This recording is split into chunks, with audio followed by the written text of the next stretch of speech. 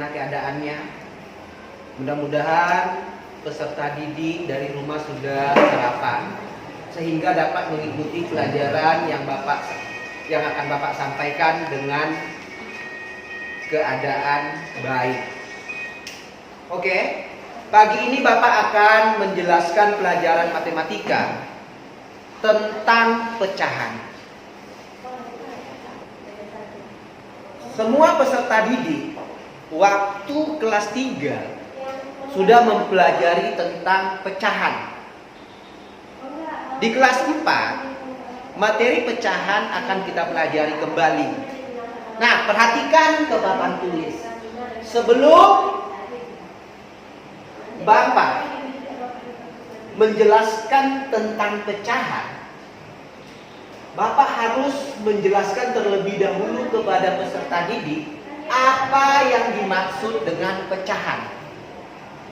Pecahan adalah menyatakan sebahagian dari keseluruhan. Contoh, sebuah persegi dibagi menjadi 4 bagian yang sama. Maka setiap bagian yang dibagi menjadi bagian yang sama tersebut akan menyatakan pecahan 1/4. Sekarang 1/4 ini akan Bapak pisahkan kembali menjadi bagian yang lebih kecil. 1/4 dalam sebuah pecahan menyatakan bahwa 1 ini adalah pembilang, sementara 4 menyatakan penyebut. 1 tadi Bapak katakan pembilang, 4 menyatakan penyebut. Dalam pecahan 1/4 menyatakan 1 adalah bagian dari keseluruhan yang dibagi menjadi 4 bagian.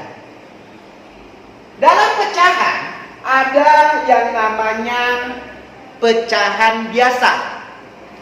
Pecahan biasa selalu diidentikan dengan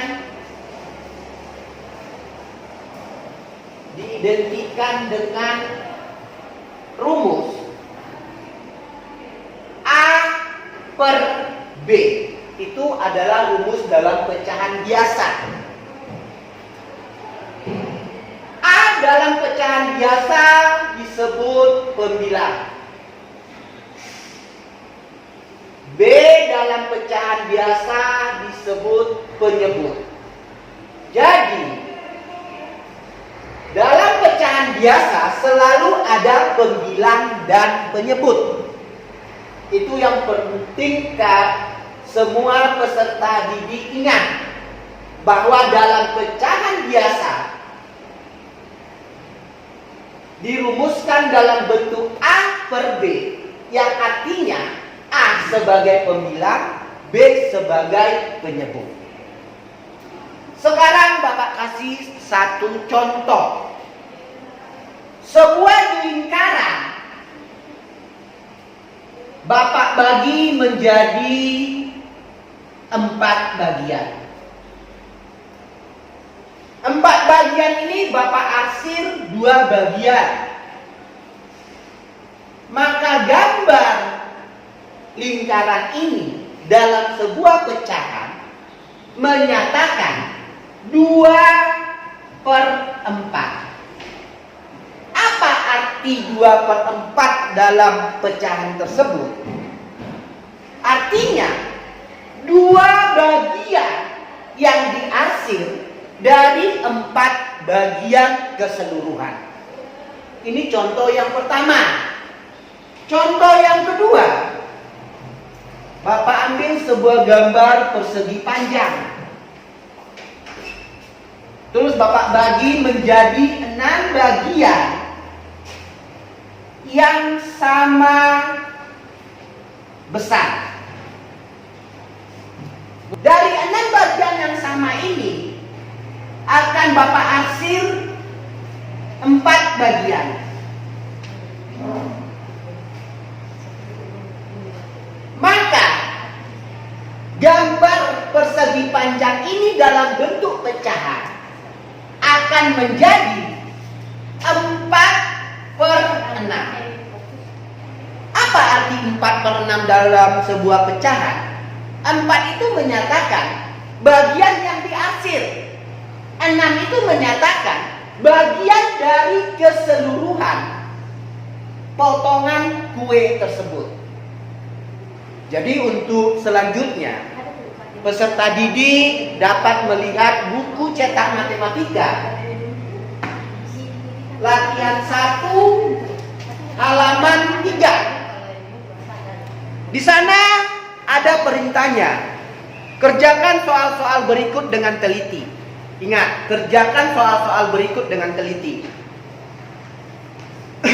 Nomor 1, tentukan bentuk pecahan dari setiap potongan makanan berikut. Kamu perhatikan gambar nomor 1A di buku cetak. 1A itu menyatakan pepaya, gambar buah pepaya. Lihat tanda panah pada gambar tersebut. Maka pepaya yang awalnya 1 terus dipotong menjadi 2 bagian yang sama besar, maka gambar pepaya itu menjadi sebuah pecahan menjadi berapa, Nana? 1/2. Itu jawaban yang benar. Sekarang kita lihat soal nomor 2. Tentukan bentuk pecahan dari bagian yang diwarnai sesuai gambar berikut. Jadi kamu perhatikan gambar yang diwarnai tersebut merupakan pembilang dalam sebuah pecahan. Sementara gambar tersebut keseluruhannya adalah penyebut. Coba kamu perhatikan gambar nomor 1 yang sudah Bapak gambarkan. Di sini katakanlah yang Bapak buat diarsir, tapi kalau di soal matematika di buku cetak menyatakan diwarnai. Nah, yang diarsir ini adalah 2 bagian dari yang awalnya 1 dibagi menjadi 4 bagian. Maka gambar yang pertama ini dalam sebuah pecahan menyatakan 2/4. Terus kita lanjutkan tadi soal nomor 2 yang sudah Bapak sebutkan, kamu kerjakan. Lihat gambar nomor 2. Ini Bapak tidak akan lagi menerangkan kepada peserta didik. Bapak ingin peserta didik yang menjawab sendiri. Apakah sudah memahami pelajaran yang sudah Bapak berikan? Selanjutnya nomor 2, nomor 3 itu kamu kerjakan masing-masing di buku cetak. Ya, perhatikan perintahnya ketika mengerjakan soal latihan. Nah, setelah kita periksa latihan yang ada di buku cetak, ternyata semua anak-anak sudah memahami. Atau masih ada anak-anak yang kurang memahami, silakan tanyakan ke Bapak sebelum kita lanjutkan materi yang berikutnya. Semua sudah paham? Paham, Pak? Biar Bapak aja yang mewakili. Karena Bapak yakin dari semua buku cetak yang sudah Bapak periksa, ternyata semua peserta didik menjawab dengan benar. Sekarang materi kita yang kedua tentang pecahan adalah pecahan senilai.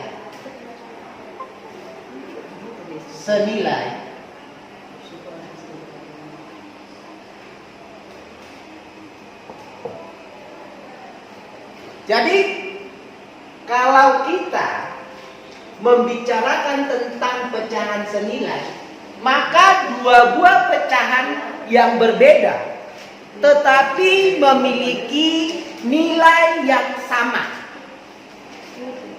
Maka dalam pecahan senilai, lambang matematika yang kita gunakan adalah sama dengan. Itu yang menyatakan senilai. Contoh pecahan yang senilai 2/4 akan senilai dengan 4/8. Bagaimana menentukan sebuah pecahan itu senilai? Bisa kita lakukan dengan cara perkalian silang.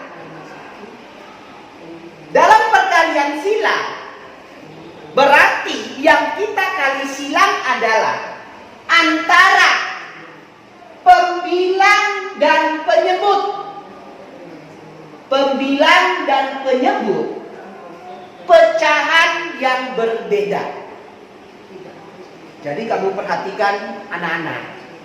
Untuk mengetahui sebuah pecahan itu senilai yang dilambangkan dengan lambang sama dengan, maka bisa kita lakukan dengan perkalian silang. Perhatikan ke papan tulis cara menentukan pecahan senilai. Di sini Bapak kasih contoh. Pecahan yang pertama adalah 2/4. Sementara pecahan yang kedua adalah 4/8. Coba kamu perhatikan. Apakah pecahan ini berbeda atau sama? Ternyata pecahan yang Bapak kasih contoh di papan tulis ini menyatakan pecahan yang berbeda, tapi nilainya sama. Dengan cara seperti apa tadi Bapak katakan untuk menentukan pecahan senilai? Dengan cara perkalian silang. Perkalian silang di sini adalah mengalikan pembilang di pecahan pertama dan penyebut di pecahan yang kedua. Itu yang perlu kamu pahami. Setelah kita tentukan antara pembilang pecahan pertama dan penyebut pecahan yang kedua, maka kita kali 2 kali 8. Jangan kamu kalikan 8 kali 2. Kenapa? Karena kalau 8 kali 2, walaupun hasilnya sama dengan 2 kali 8, tapi dalam perkalian silang tersebut yang dikalikan adalah pembilang dan penyebut. Itu harus kamu ingat. 2 kali 8 sama dengan 16. 4 kali 4 sama dengan 16. Menurut kamu, nilai 16, 2/4 dengan 4/8, menurut kamu itu sama atau berbeda? Ternyata nilainya sama-sama 16. Maka lambang yang kita gunakan dalam pecahan senilai adalah sama dengan. Maka 2/4 dan 4/8 merupakan pecahan yang senilai. Bapak kasih contoh yang kedua. Semua perhatikan ke depan. Bapak ingin semua peserta didik ketika Bapak menjelaskan, semua peserta didik fokus memperhatikan ke Bapak. Kenapa Bapak katakan tersebut? Karena nanti ketika Bapak berikan soal, kamu harus bisa menjawab. Contoh yang kedua adalah 1/3. Apakah senilai dengan 3/9? Untuk membuktikan seperti yang Bapak sebutkan tadi, kita melakukan dengan cara perkalian silang. Ingat ya, Perkalian silang itu adalah mengalihkan pembilang dan penyebut. 1 kali 9 sama dengan 9. Bapak buat tandanya. Nah, ini yang menyatakan perkalian silang. Setelah itu kita kalikan 3 per 3. 3 kali 3. 3 kali 3. Ada yang tahu jawabannya? Jawaban 3 kali 3 adalah 9. Perhatikan, setelah kita kalikan perkalian silang, apakah nilainya sama? Kalau sama, berarti pecahan tersebut adalah senilai. Dari contoh yang Bapak berikan antara nomor 1 dan nomor 2 tentang pecahan senilai, ada di antara peserta didik yang kurang jelas? Bapak mungkin ya, waktu kamu kelas 3 pun sudah belajar pecahan senilai.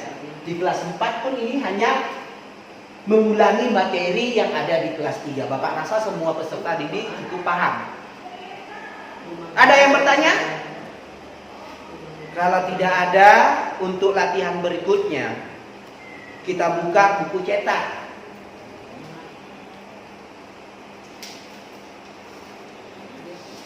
Di sana kamu perhatikan latihan 2, halaman 6. Silakan dibuka buku cetak. Lihat di sana latihan 2 nomor 1. Jadi di latihan 2 nomor 1 tersebut itu soalnya tentang pecahan senilai. Semua peserta didik silakan kerjakan di buku cetak. Tapi di buku cetak yang kamu kerjakan tersebut harus menggunakan pensil ya. Karena buku cetak itu nanti akan dikembalikan ke perpus. Semua paham?